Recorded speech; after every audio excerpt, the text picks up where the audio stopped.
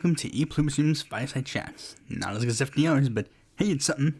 Now, I know what at least one of you is probably thinking. Wait, didn't I suggest this and then you explicitly turned it down? Yeah, I did do that. But then I decided to look into it and I'm like, okay, this could work. First, because it's very interesting just to look at.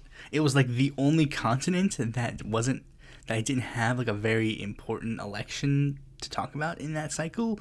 So it's like, I guess this one would actually make a good election to talk about. Second, it's Africa's most populous country, so naturally it makes sense that this election has been, at the very least, pretty important worldwide. And also because Black History Month.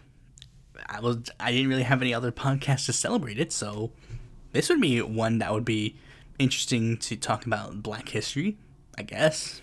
And the last one, this election was probably the easiest one to look into because Nigeria's official language is in English, and due to that, basically everything regarding their elections is literally a click away, unlike every single one of the other ones I have to look into, where I have to basically translate every single form of media from that election to look at their legitimate platforms and stuff. Nigeria has everything in English.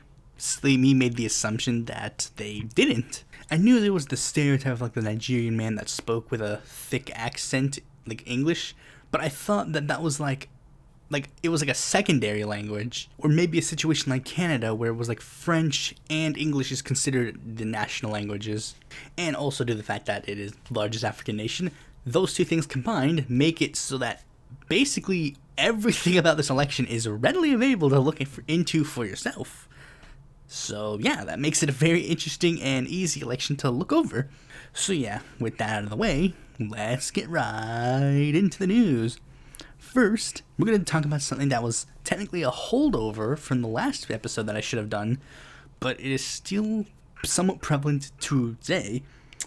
The Electoral Court of Guatemala has denied the registrations of Thelma Cabrera and her VP candidate. The official statement saying that her vice presidential candidate, Jordan Rodas, he's currently under investigation for fraud that he may have potentially done during his previous position of power. Cabrera and Rodas have, of course, denied this and say that the reason that they've been excluded from the ballot is because they are, outside of the Guatemalan political establishment.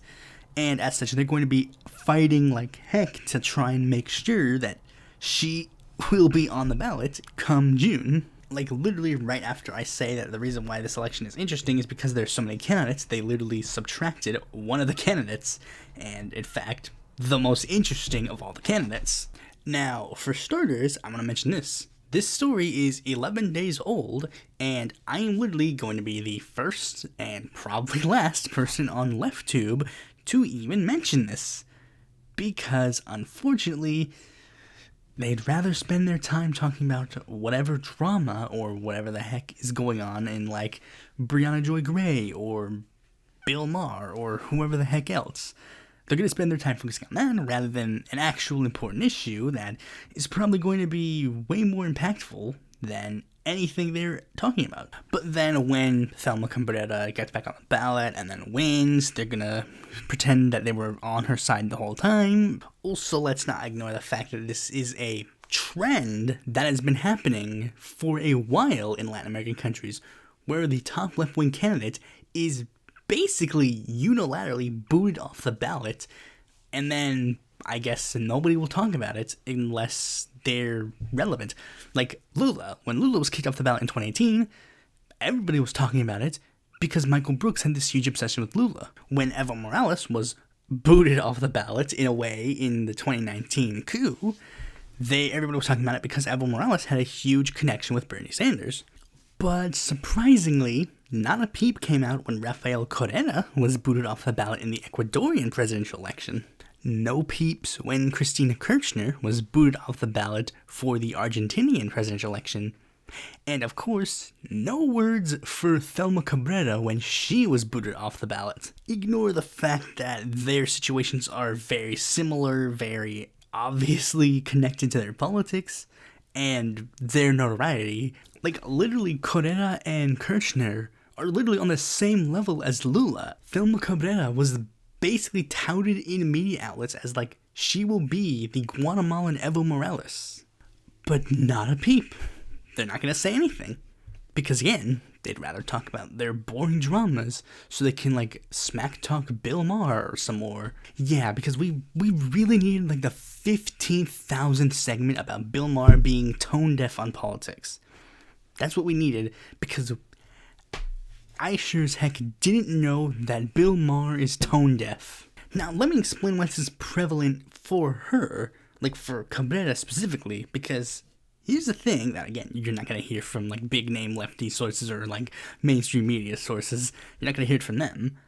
But Cabrera, she was going places. She was on a course to winning. This isn't Cabrera's first time running for the presidency. She ran for the presidency back in 2019, like the previous cycle. And she could be going on a similar trend about what happened in the last cycle. What happened in the last cycle? Well, Cabrera, in polls, she was basically polling an extremely far fifth, basically. Like, nobody expected that she was going to win. Like, here was the polling that was done. Like, here was her poll numbers. 3.22%, 5%, 5.5, 7.6, 4.87. Most polls had her at a pretty decent fifth because it's like she was just this, like, far left indigenous candidate that nobody cared about. When election day came, she had 10.33% of the vote, or 452,260 votes. That's prevalent because third place got 493,710 votes. And for a little bit more of a comparison, second place got 13.89% of the vote, or a little over 600,000 votes. She was within striking distance of making it into the top two. Now you might be wondering, why did polls extremely underestimate her? Well, simply put, she targeted indigenous people for her campaign. Like, she was excluded from the presidential debates. She was basically laughed at on the national stage in her country, but she targeted the indigenous population of her country, which very heavily associate themselves with her candidacy. And this cycle, I didn't see any difference. Like, if you look at the polling, it looks like she's not doing so hot. She's usually polling at 5%, 8%, 5.2, 9.2, 6. The highest she's gotten is 14%, which puts her at basically the same level she was before. Like, basically a little under, like, she basically, like, in a distant fourth, but not so distant from 3. But the thing is, I'm expecting that if she gets back on the ballot, she does have a striking chance of getting, at the very least, to the runoff. Like, one of those polls that I listed had her beating the mainstream left-wing choice. And by mainstream left-wing choice, I mean like a neo-lib type person. Cabrera legitimately has a chance. And the Guatemalan political establishment saw this and chose to get rid of her. Hopefully Cabrera manages to get back on the ballot, because legitimately, if she doesn't, the left in Guatemala is screwed. In fact, if I get to the episode where I do get to talk about the Guatemalan one, you'll know that they were already a little bit screwed, but with her, they're a little less screwed.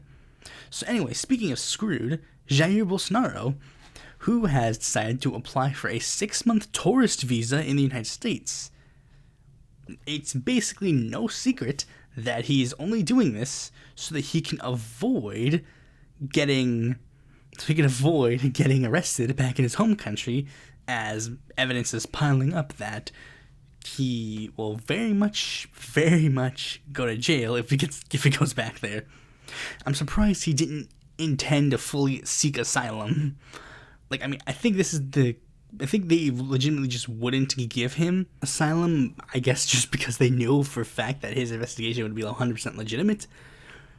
I mean, there's really not much else I could say. I think he was invited to do, like, a meeting with Charlie Kirk, which is, I assume that he's going to try and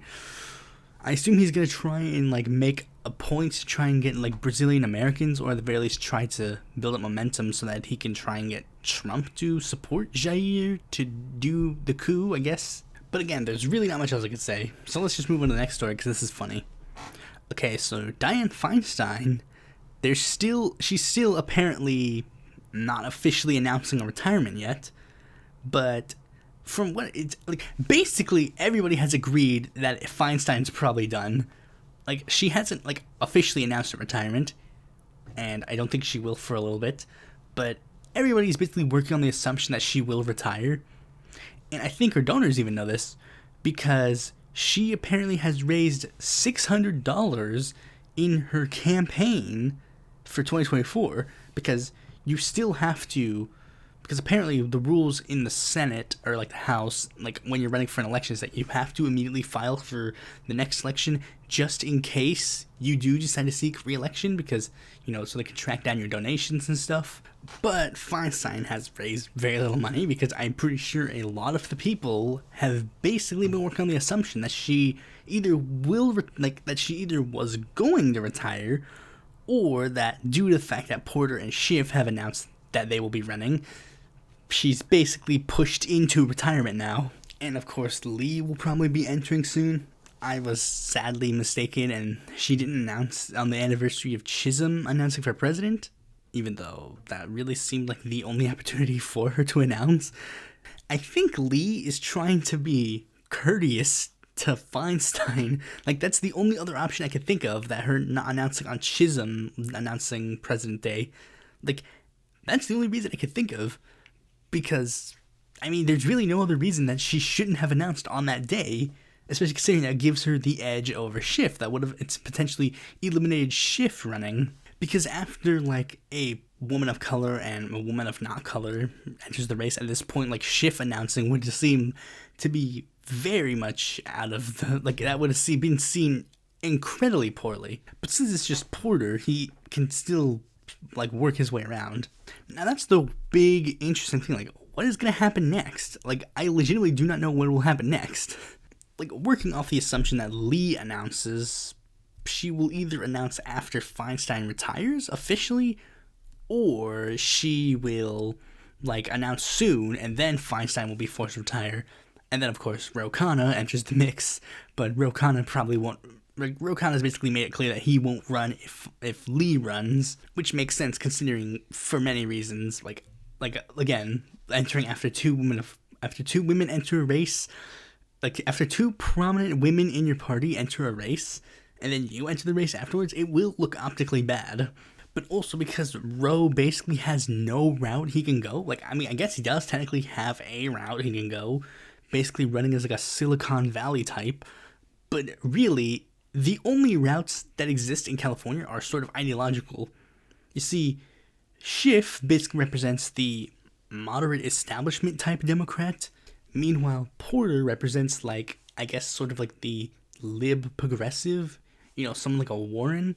Meanwhile, Lee basically scoops up, like, the people who don't want someone like Porter, like people who are to the left of Porter that don't support Porter.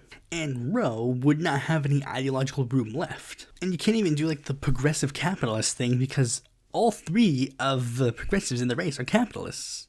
And Lee is, and Ro is in the middle of those two ideologically in regards to, like, the capitalism fight, because Barbara Lee has historically been a Black Panther in her history, and Katie Porter is literally the, like, AOC of a capitalist who was running for president, Elizabeth Warren. And Ro can't even go the route of socialism, because not only is he a progressive capitalist, but of course the next story will make you know that he can't use that route either. So yeah, I really don't know what's going to happen with the California Senate race at this point. All I know is it'll be a fun one. The last and most interesting story that happened is the House vote on a bill called H-Con Res 9, denouncing the horrors of socialism. You see, since Republicans don't know how to actually govern, they usually try to introduce a non-binding resolution that will try to dictate how the rest of the government is supposed to think. Like, it doesn't give them anything more than a moral victory. Literally, it doesn't give them anything more than a moral victory. Now, these are some ones that the Democrats did, but, you know, like they introduced a resolution to condemn BDS, and they also introduced a resolution to condemn anti-Semitism, which was introduced specifically as like a snub to Ilhan Omar. Like, whenever you don't actually want to govern, you introduce these resolutions that literally do nothing but give you like a moral victory. One is going to be, this is a spoiler for a future video, but there was like a Palestinian TV show called Tomorrow's Pioneers, which was this extremely anti-Semitic, extremely like pro-jihadist show.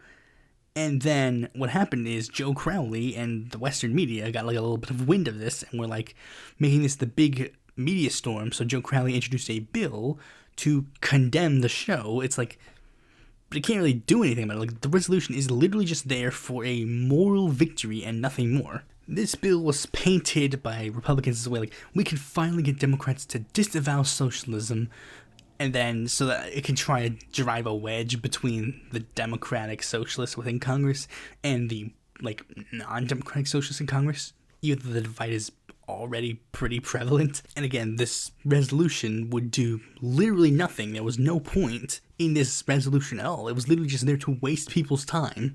And there are a lot of things about this resolution that are very interesting to talk about.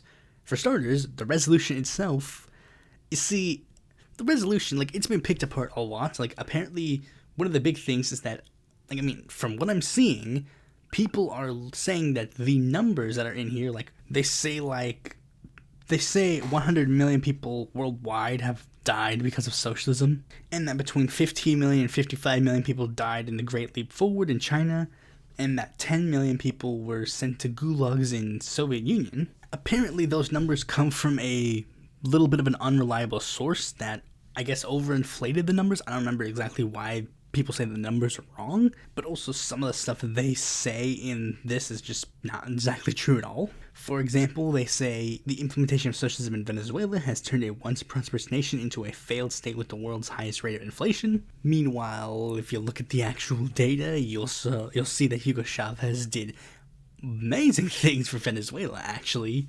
And it wasn't until U.S. economic sanctions that things went sour. And that was another big thing. Like, it's like, oh, it just so conveniently, they're talking about nations that the U.S. has heavily involved themselves in and has purposely tried to ruin, but of course, socialism gets the blame. And one of the big ones is, like, looking at the leaders. Like, these are all the people that they choose to condemn in the document. Lenin, Stalin, Mao, Castro, Pol Pot, Kim Jong-il, Kim Jong-un, Daniel Ortega, Hugo Chavez, and Nicolas Maduro. Now, I'm confused why Kim Il-sung doesn't get mentioned. I mean, that's just weird. Like, why is only 2 of the Kim family mentioned? Are the Republicans saying they liked Kim Il-sung? But secondly, they do pick some pretty notable figures. Like, I mean, Stalin and Pol Pot and Ortega, and to a degree the Kim family.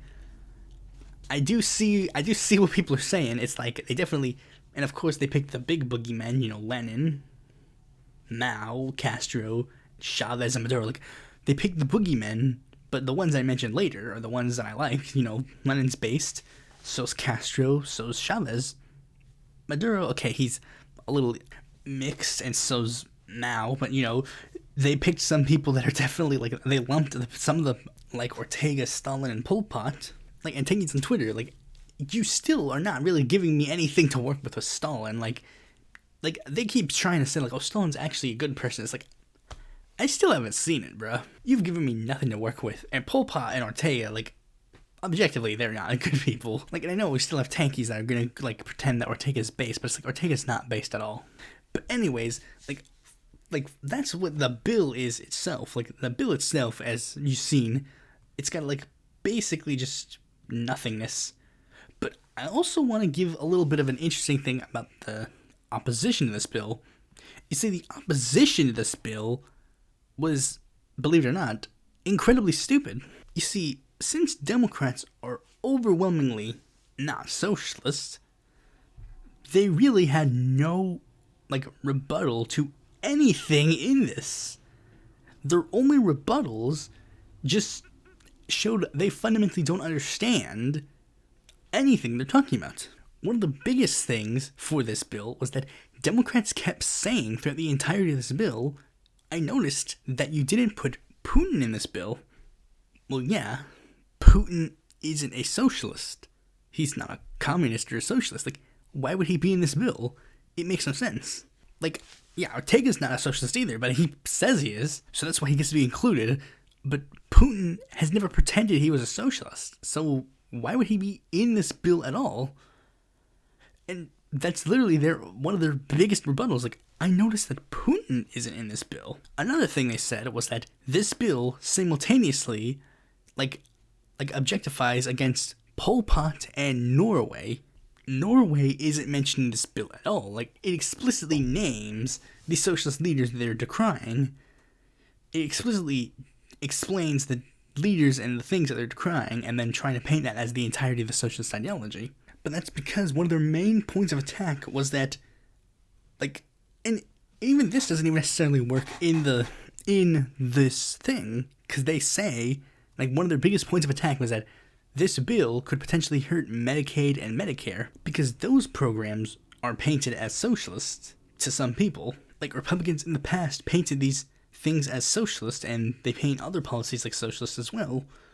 So people are saying, oh, you'll just go against policies that are good, but you'll use the boogeyman that is socialist to try and decry it. In fact, many members of Congress were trying to, like, get it explicitly say, like, okay, but, like, when you say socialism, you mean, like, just these guys. You don't mean, like, you don't mean Social Security and Medicaid and Medicare. Like, that was the only problem they had. Like, the problem is they didn't want the policies that they specifically liked to be considered socialism. But they were still going to decry socialism. But, of course, I've been delaying one thing long enough. The actual passage of the bill. As expected, the bill overwhelmingly passed with 328 people voting yeah and 86 voting nay, with 14 voting present, which makes a total of 100 people who didn't vote for it. Now, I should make this abundantly clear. There are not 100 socialists in the United States Congress. In fact, not even the 86 people who voted nay are socialists. Very few of them are. The reason people voted nay or present isn't necessarily the same as someone else who voted nay or present. One of the basic examples I can think of is Jim McGovern. Jim McGovern was one of those people that was, like, he was basically the person I was citing all the whole time. Like, I noticed Putin isn't in here. But another thing he said was, oh, you're bringing up Pol Pot. I can't name a single person who's pro-Pol Pot. Like, he wasn't saying nay to the bill because he wanted to stand up for socialism.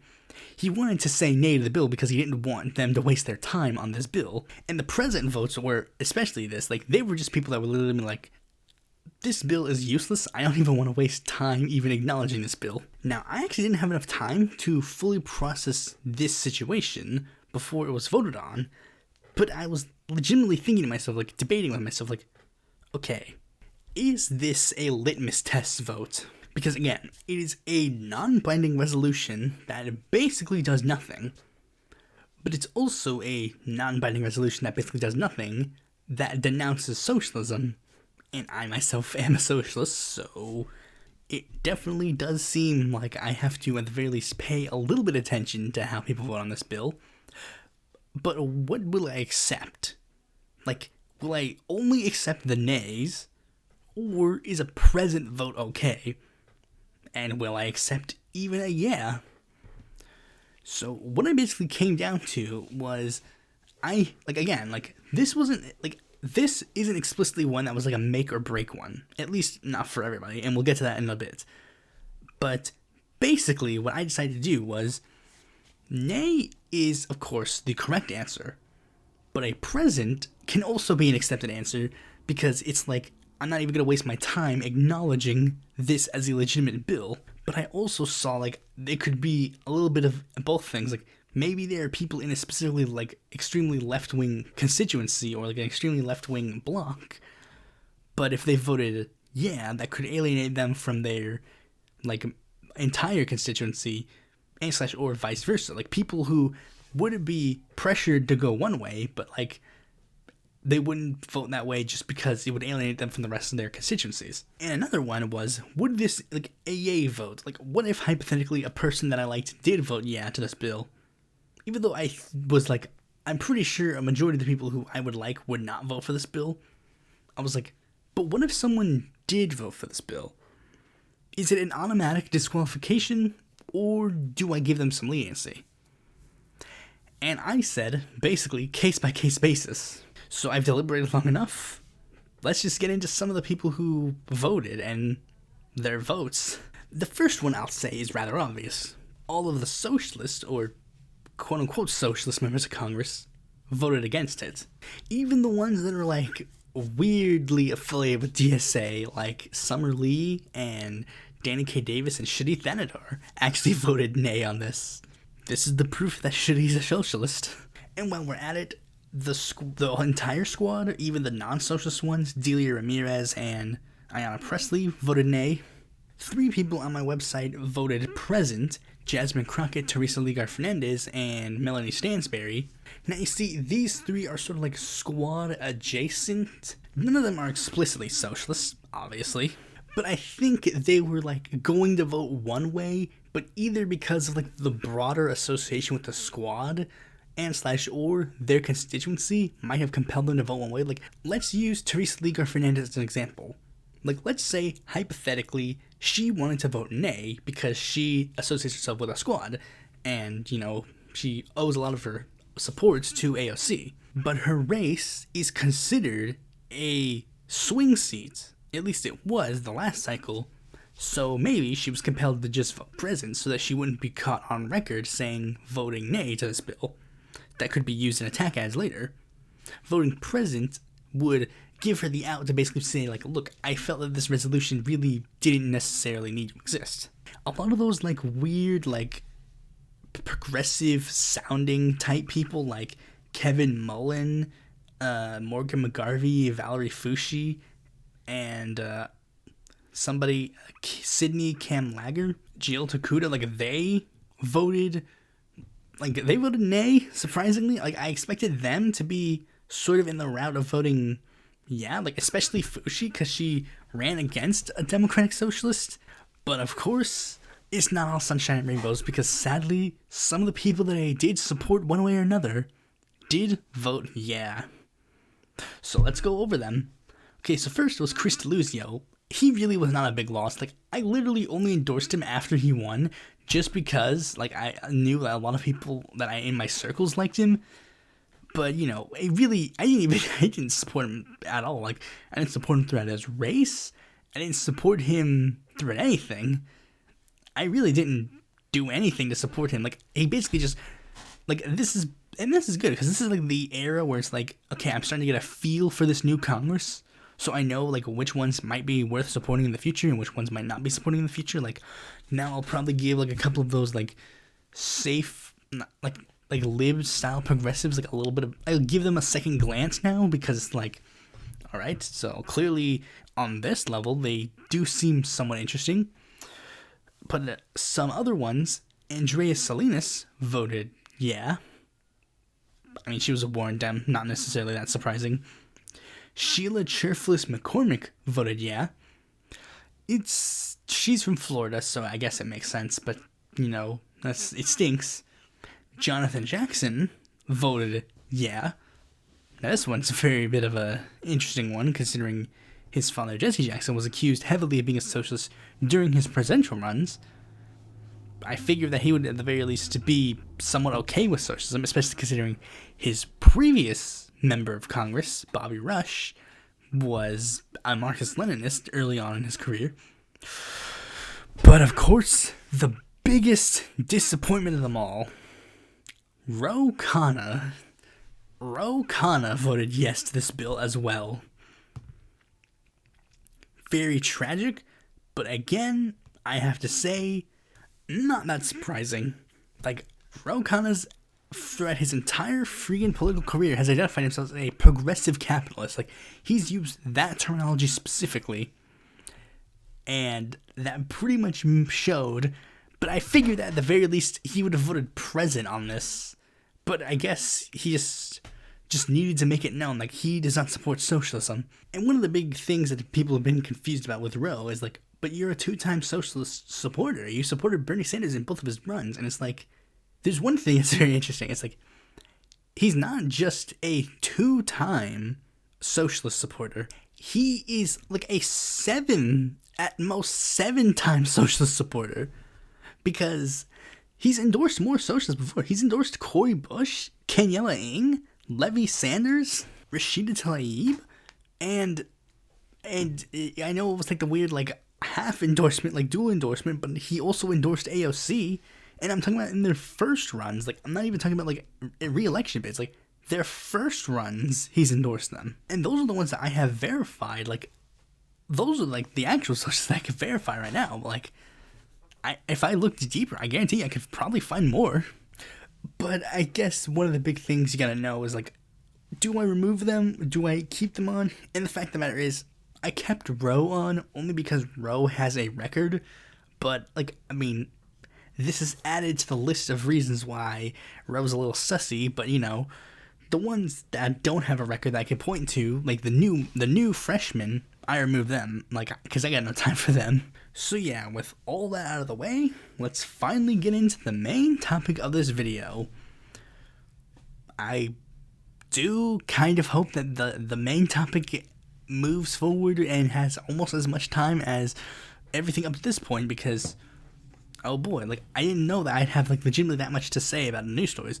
So anyways, as I mentioned before, we're going to be talking about the Nigerian presidential election. Now, as I'm recording this, the presidential election is 20 days away, and by the time it's out, it will be like 19 days away. Like, you don't have a lot of time left. It's the 25th of February. For any of my Nigerian followers that are out there, you should make up your mind on who you're supporting, and this is the last time you get a chance to learn anything about it. Like I said, this is one of the reasons why I didn't want to talk about the race to begin with, because it was too close. But then again, it's like, I still have time. Like, I thought it was like at the early of the month, but it's like at the end of the month, so it's like, okay, I have some time. I want it to be close enough to the cycle that you know it's coming up, but far enough away from the cycle so that you still have time to like be able to look into it and see how things continue. Now, as we do with all of them, first we gotta get into why is this important. Now, I already went over one of the major reasons why it's important. It's the largest African nation in terms of population. But why is this election important to the nation? Like, why is this important to the nation? So it's time to get into the prelude. Nigeria, like a lot of African nations, has a long-standing history of colonialism and imperialism, and I am nowhere near qualified to discuss the lengthy history in regards to this, so I'm just going to skip to them gaining their independence on October 1st, 1960, becoming a fully independent federal republic in 1963. You know, like, before then, that time period, they were basically, like going in the same direction as Canada, or like a lot of the other ones, like, I forget which modern-day nations do this, where the queen still technically has power, but they essentially serve as a figurehead. But in 1963, they officially cut off the monarch and just decided to go solo. And things were going great. Until a military coup happened in 1966, and things went bad for a bit. But fret not. In 1979, they became a republic again.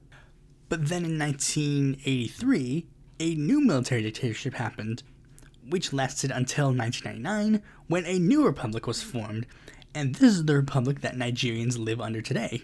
Great, wonderful, everything's gonna go great for them now, right? Well, not necessarily, because, while yes, they were no longer a dictatorship, a new form of authoritarianism arose, a one-party dictatorship.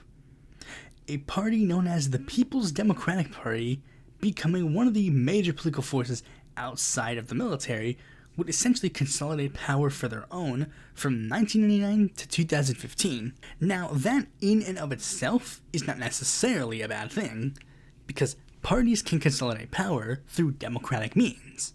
And starting off, it did seem that way. People were just sick and tired of the authoritarianism of the military dictatorship, and when they got the chance to go back to a liberal democracy, they went to a new direction.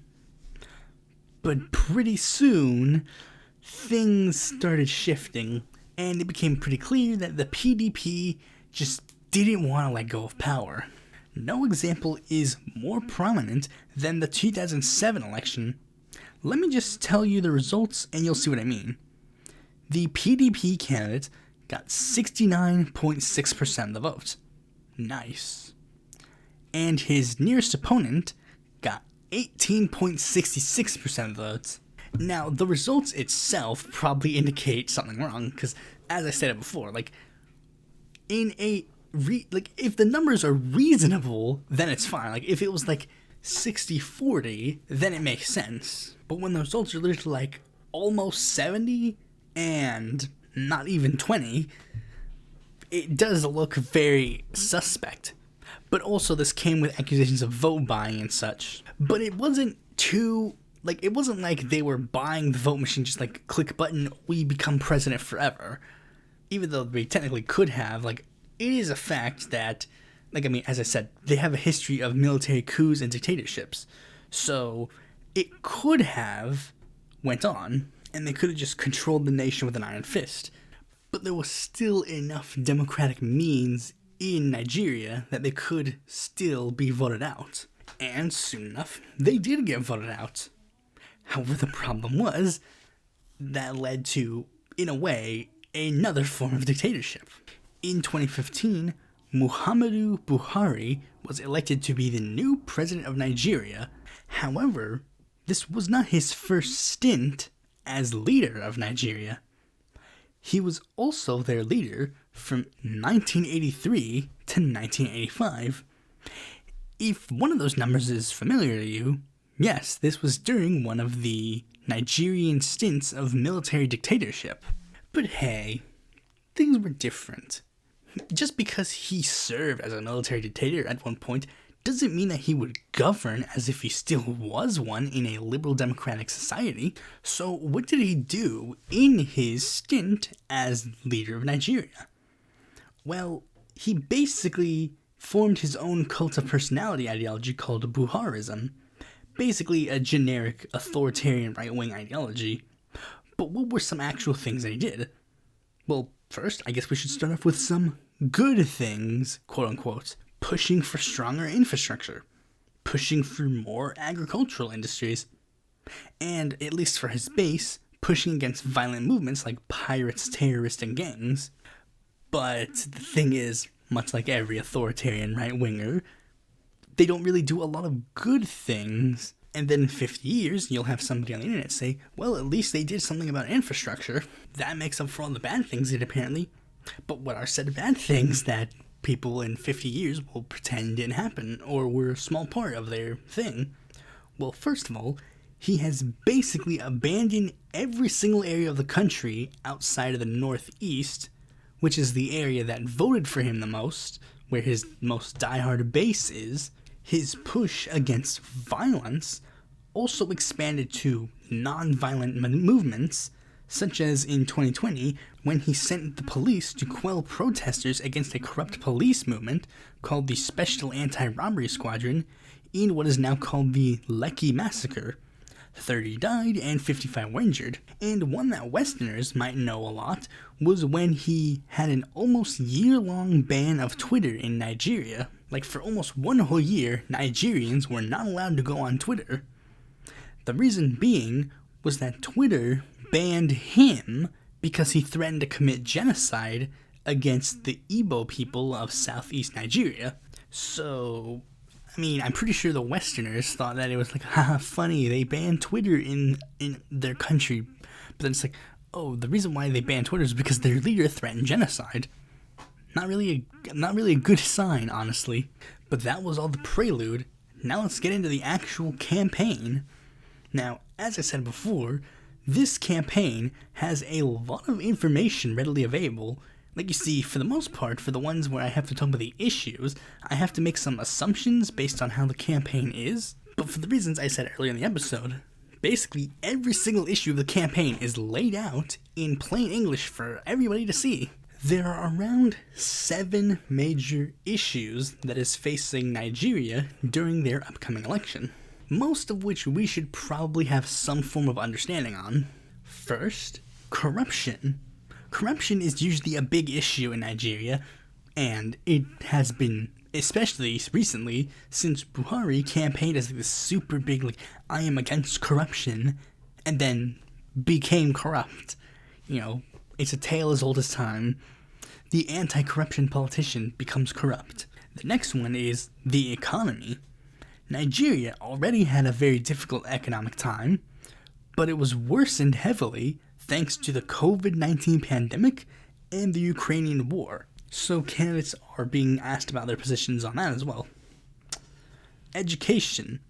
There's been a lot of issues with the Nigerian school system.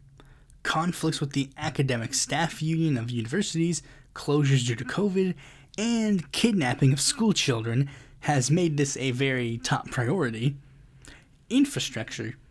Despite Buhari pushing hard for more infrastructure in his tenure, things are still not as good as they can be, particularly the need for more public transit and the electric grid collapsing a lot during his tenure.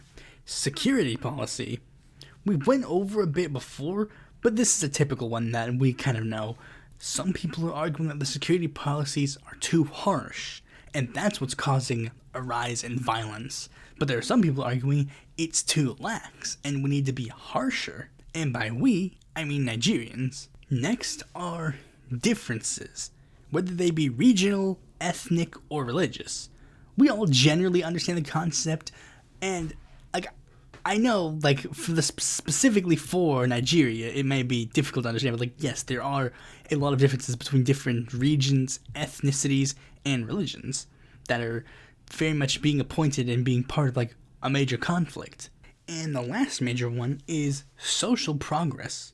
Women, people with disabilities, religious and ethnic minorities, and the LGBTQ have all decided, they all have, very distinct protest movements and movements in general, but some were more noticeable than others, particularly women and people with disabilities and religious and ethnic minorities. Basically, LGBTQ people have to wait a little bit longer before rights are known, because none of the major candidates are really getting into it. Speaking of, this is where we get into it. The candidates themselves. There are actually 18 Nigerians that are seeking the presidency of their homeland, and unfortunately, not every single one of them is prominent. Really, Nigerian media has basically decided that 3 to 4 people are considered important. The last one is only considered important in a particular area of the country, not really outside of that area. So we'll only be going in depth on those guys, but I will give one brief notice to Chichi Oje, who is the only female candidate in the race. But as I said, unfortunately, she is not really prevalent. And now let's get into the ones that are prevalent. Okay, so the first person is Rabiu Kwankwaso, who is the former governor and senator from the state of Kano. The party he represents is the New Nigeria People's Party. The party doesn't really have a coherent ideology. It was a small party that had 4 members of the assembly that Rabiu basically used as a vehicle for his presidential bid. It's not really that uncommon for Nigerian politicians to just flip parties on a whim. In fact, I don't even necessarily think this is the only party he's run. I think he's run for all but one of the parties in this cycle. Because essentially in Nigeria, it's you run for the establishment party, or you run for the anti-establishment party, or you can run for another party, but you're basically only limited to those 3 options. And the thing is, those 3 things can change very much so on a whim. The New Nigerian People's Party, they're not even considered the main fringe party, I think, or maybe they are. But this is literally a party that is essentially just for people who do not want to be part of the main 2 parties, I guess. But if the party itself doesn't have an ideology we can point to, then I guess we should look at Kwankwaso. Kwankwaso is much like Buhari, and he has essentially formed his own ideology, or I guess his own form of political thought, called Kwankwasia. He seems to be described as a generic populist, and popular he is. One of the big things that you can use to denote his supporters are them wearing a red hat. It doesn't have to be a specific type of hat, it just has to be a hat that is red, because he himself is known for wearing a red hat. And if you go to the Wikipedia page of him, you'll see a rally of people who are very much all wearing red hats. And I may put an image of it in the podcast right now, which is what you're seeing, but if I don't, you can look it up on the wiki. But the thing about Kwankwaso is that he's essentially 4th place, and he's only in that field really because of his popularity in his home state of Kano. Outside of Kano, he really doesn't have that much notoriety. The other 3, well, they do. The next person is Bola Tinubu, former senator and governor from the state of Lagos. He is the candidate of the All Progressives Congress. Don't let the name fool you. This party is not progressive. They are in fact a Big Tent party. At least on paper. In practice, I'll just come out and say it, this is Buhari's party. So this is the authoritarian right-wing political establishment in this electoral cycle. So there's really not much else I could say about Tinubu. In fact, I'll get into a little bit later that Tinubu doesn't really have much of an idea out of his own, and he's essentially running on Buhariism and being Buhari 2.0. The next candidate is Atiku Abubakar. He is the former vice president and a perennial presidential candidate. He is the candidate of the People's Democratic Party. The ideology of the People's Democratic Party is broadly just center-right neoliberalism. They're conservative on social issues. They rely heavily on, the free market. Conservative liberalism is what's listed on Wikipedia. It's basically just your standard center-right party. Nothing too notable here. It was really only noted as its stance as, the Nigerian political party during its, gubernatorial tenure. But then, now it is considered sort of the opposition party, just the mainstream opposition party, thanks to the rise of Buhariism. And going into the race, people were expecting those two would basically be the mainstream forces in the election. But then another face came into the crowd, and people were legitimately surprised by this. That person in question, Peter Obi, the former governor from the state of Anambra, and the former vice presidential candidate of, actually, funnily enough, Abubakar. Because Abubakar ran in the last cycle and didn't win, and Obi was his running mate. But anyways, Obi actually originally planned to run for the PDP. That was the party that he served under, and that was the party that essentially, gave him a political platform. But not that long after he was announced to run for that party, he actually decided to suspend his presidential bid for that party and instead run under a new political party. Well, not a new political party. It's actually an existing political party, but it was an extremely small fringe political party called the Labour Party, which is a broadly social democratic center-left party. I guess the reason is that he thought, since Abubakar was running, he had no shot there, and I guess ideological differences as well. Because it's when you look at his actual ideology that he's running on now, it's why was he in the center-right conservative political party to begin with? But that's where I get into the point where it's oh, so again, priding itself as being the opposition party.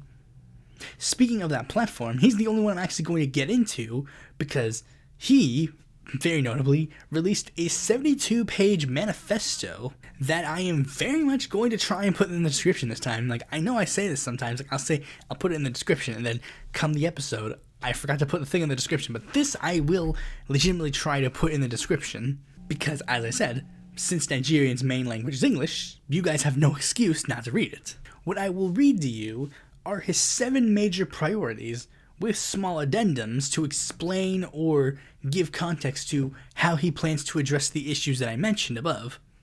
Number 1, to secure Nigeria, end banditry and insurgency, and unite our dear nation to manage our diversity such that no one is left behind. Now, in public statements and rallies and such, Obi has blamed crime on poverty and has called out the incumbent administration's response to crime. But he is also not opposed to expanding the police force a little bit. And he has promised to appoint an equal amount of, quote, men, women, youths, and people living with disabilities, and argued women are less corrupt than men are. A little confused, but the dude's got the spirit. Shift emphasis from consumption to production by running a production-centered economy that is driven by an agrarian revolution and export-oriented industrialization, specifically by giving farmers more money to upgrade their equipment so that they're better equipped for the current generation.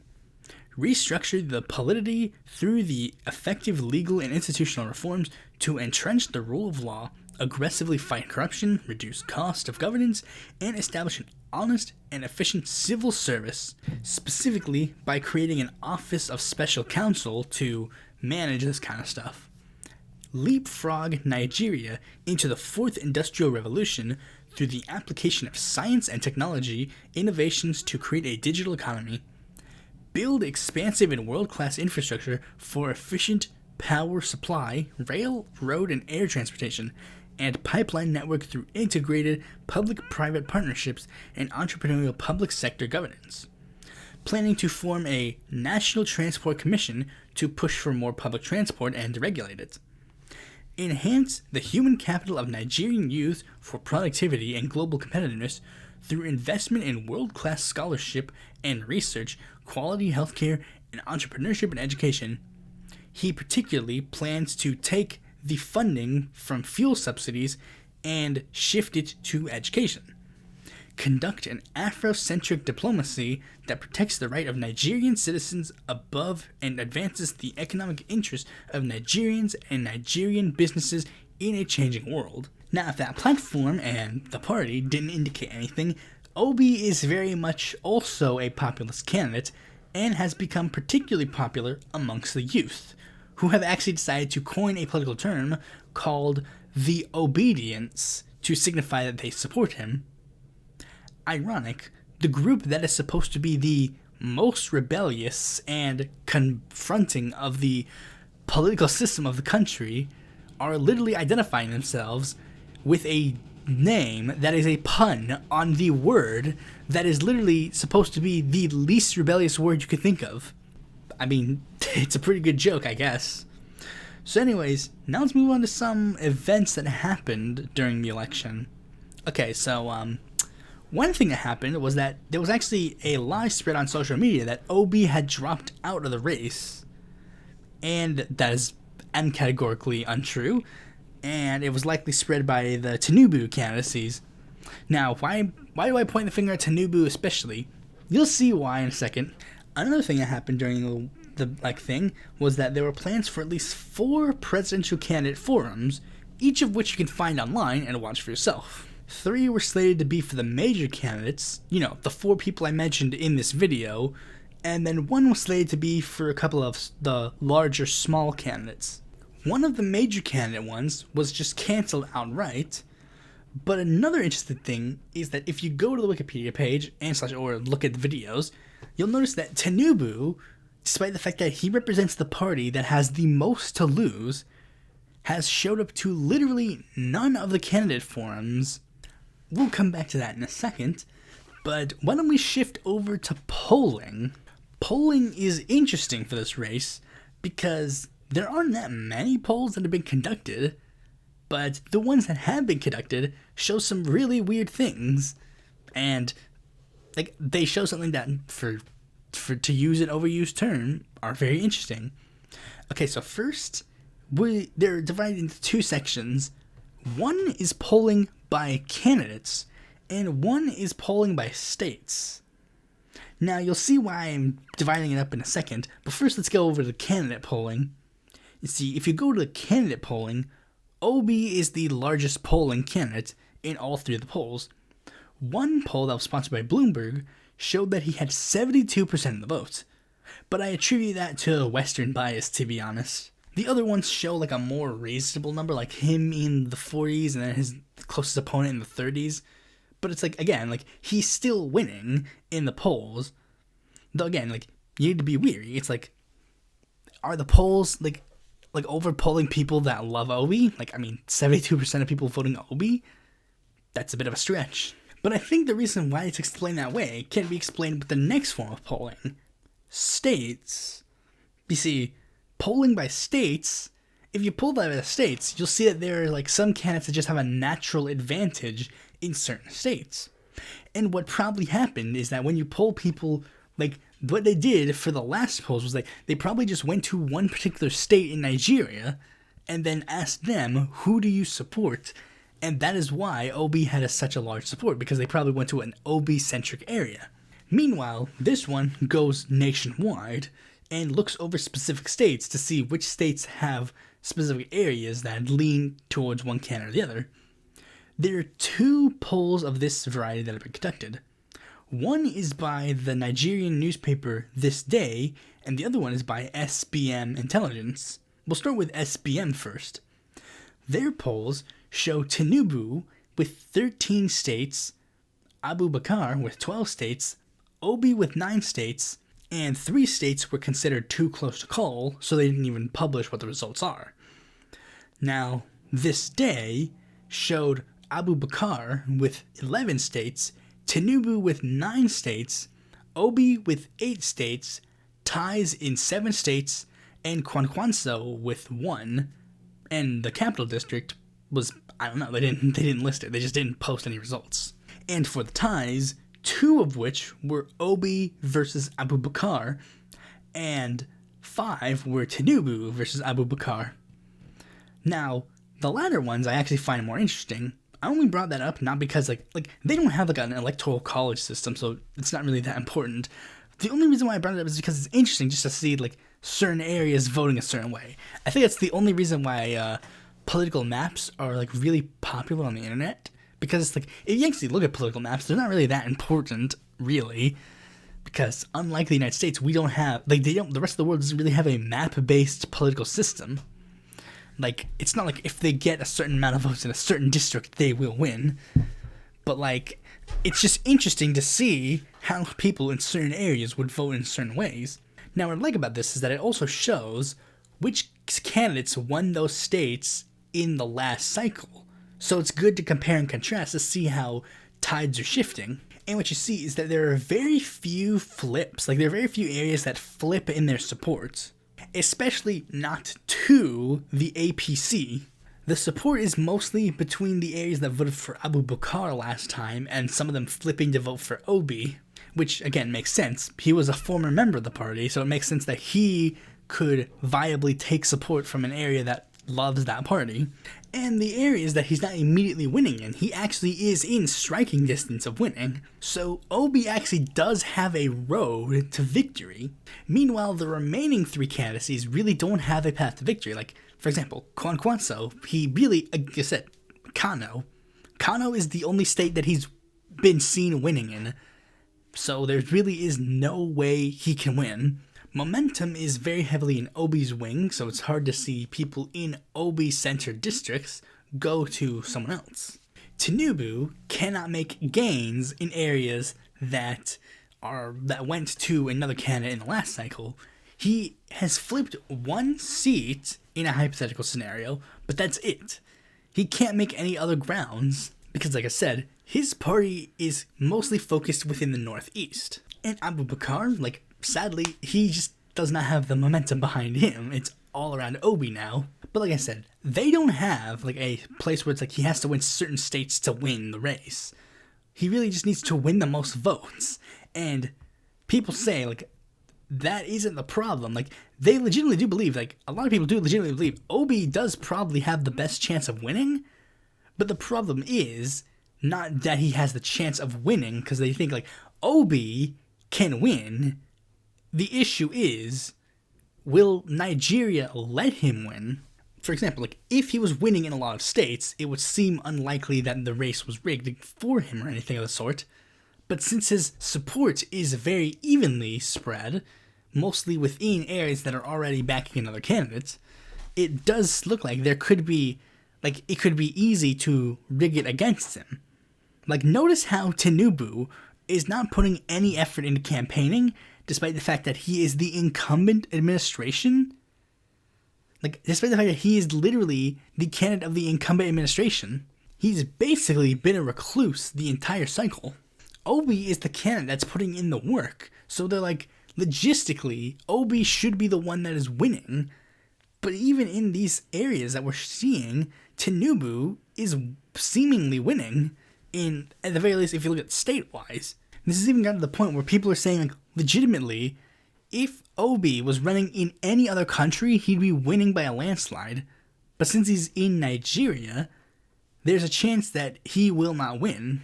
Not helped by the fact that Tinubu and Abubakar have already been caught buying votes for the upcoming election. And, of course, the long-standing history of election fraud within Nigeria. If you've been paying attention to my website, you already know who I support in the race. Like, even though I literally learned about this race not that long ago, I do legitimately see Obi as a pretty good, like, show of change for Nigeria. It could definitely be for the better. Like, if we were an explicit socialist, that'd be even better. But it's like, this is probably good. This is really good for Nigeria. Again, the problem is, I don't know if he will win or not. Like, I mean, it really just, again, comes down to, like, I think, like, logistically, he is winning, but it's like, is he winning?